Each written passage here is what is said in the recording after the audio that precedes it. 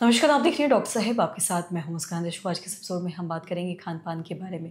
हम देखते हैं जो भी हार्ट से जुड़ी किसी भी बीमारी से जूझ रहे हैं, दवाइयाँ ले रहे हैं, तो उन लोगों को क्या खाने से बचना चाहिए, उन लोगों को क्या खाना चाहिए, उन लोगों को क्या एक्सरसाइज़ करना चाहिए, नहीं करना चाहिए, इसी बारे में आज हम तमाम जानकारी लेंगे।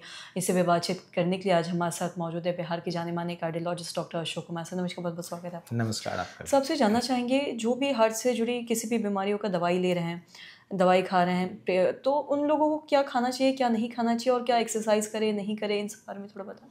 जी बिल्कुल, बहुत अहम सवाल है क्योंकि इसमें अब हमें थोड़ा अलग-अलग कैटेगरी वाइज़ बात करनी होगी क्योंकि हार्ट की बीमारी कई तरह की होती हैं।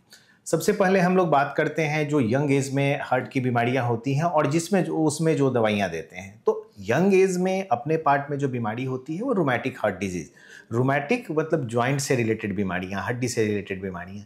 तो कई ऐसी बीमारियां हैं जिसमें जोड़ों में दर्द होता है, बुखार के साथ होगा और उसके वजह से ये इन्फेक्शन से होता है, बैक्टीरियल इन्फेक्शन स्ट्रेप्टोकोकस के चलते होता है और ये आपके हार्ट को इन्वॉल्व करता है। हार्ट के बल्ब को वो खराब कर देता है। खराबी दो तरह की होती है। बल्ब का फंक्शन क्या है ये समझना पड़ेगा हमें। बल्ब यूनिडायरेक्शनल फ्लो मेंटेन करता है ब्लड का। तो आइदर इसमें सिकुड़न हो या लीकेज हो, दोनों ही खराब है हार्ट के लिए। तो वैसी बीमारी रूमेटिक हार्ट डिजीज़ में और जब एट्रियल फिब्रिलेशन हो जाता है या फिर उसकी सर्जरी हम लोग करते हैं तो फिर हमें ब्लड थिनर देना पड़ता है। जो सबसे कॉमनली ब्लड थिनर देते हैं वो जो दवाइयाँ हैं विटामिन के एंटागोनिस्ट है ना, जो अलग अलग नाम से वारफेरिन वगैरह के नाम से बाजार में अवेलेबल हैं। तो इनको जब देते हैं इसमें खान पान का रेस्ट्रिक्शंस बहुत ज़्यादा हो जाता है क्योंकि इनके इंटरैक्शंस, फूड से इंटरैक्शन इसकी बहुत ज़्यादा है। जैसे विटामिन के एंटागोनिस्ट है वारफेरिन, और जितनी भी हरी साग सब्जियां हैं, पत्तेदार सब्जियां हैं, इनमें विटामिन के ज़्यादा मात्रा में होता है। तो हम एक तरफ विटामिन के एंटागोनिस्ट दे रहे हैं जो ख़त्म करने का, और दूसरे तरफ से विटामिन के लेंगे तो इनके असर को ख़राब कर देता है और ब्लड क्लॉट होने की टेंडेंसी बढ़ जाती है। तो वो दवाइयाँ फेल करने लगती हैं। इसके अलावा वारफेरिन नोटोरियस है इंटरैक्शंस के लिए। इनको बहुत सारी ऐसी दवाइयाँ हैं जिससे इनका किसी से इनका लेवल ऊपर हो जाता है, किसी से नीचे हो जाता है। तो जो कोई भी वारफेरिन ब्लड थिनर ले रहे हैं तो कोई भी नई दवा, इवन आयुर्वेदिक दवा भी लेना हो तो अपने डॉक्टर से एक बार सलाह जरूर ले लें। ये बहुत अहम है। इसके चलते अब बाज़ार में नई नई दवाइयाँ आ गई हैं जो नॉन विटामिन के ब्लड थिनर्स हैं, न्यूअल ओरल एंटीकोगुलेंट्स, उसको यूज़ करते हैं लेकिन हर जगह उसको यूज़ नहीं कर सकते हैं। अब आते हैं हम जो दूसरी सबसे कॉमन बीमारी है जो पर्टिकुलरली एल्डरलीज में होता है लेकिन अब यंग एज में भी होने लगा है, जैसे कि हार्ट अटैक। इसमें भी दो तीन दवाइयाँ हैं जो बड़ा अहम है। एक ब्लड थिनर एंटीप्लेटलेट एजेंट जो कि आप एस्पिरिन के नाम से जानते हैं। दूसरा एस्पिरिन हुआ, एंटीप्लेटलेट एजेंट्स हैं। इनका इंटरेक्शन उतना नहीं है लेकिन इनकी जो भी ब्लड थिनर्स लेते हैं इनको ब्लीडिंग कराने की टेंडेंसी होती है।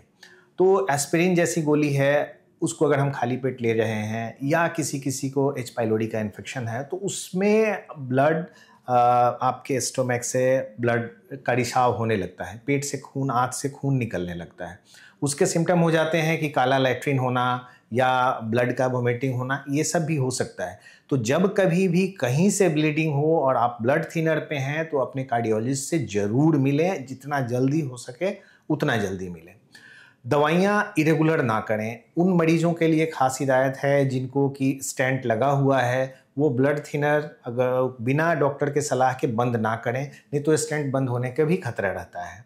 और जो भी हार्ट के मरीज़ हैं, कोई भी हार्ट के मरीज़ हैं, उनको ठंड में तकलीफ़ बढ़ जाती है थोड़ी। तो ठंड शुरू होने से पहले डॉक्टर से मिलके दवाइयों का डोज एडजस्ट करा लेना है। कुछ खाने पीने में बात में आए जिनको कि वारफेरिन वगैरह ग्रुप की दवाइयाँ नहीं चल रही हैं, उनके लिए सबसे अच्छा है कि रोज़ आधा किलो सलाद और आधा किलो जो सीजनल फ्रूट्स होता है वो खाएं। 1 केजी कम से कम फ्रूट्स खाएं। ड्राई फ्रूट्स का यही है कि मिक्स रखें और बंद मुट्ठी, एक छोटी मुट्ठी तक खा सकते हैं।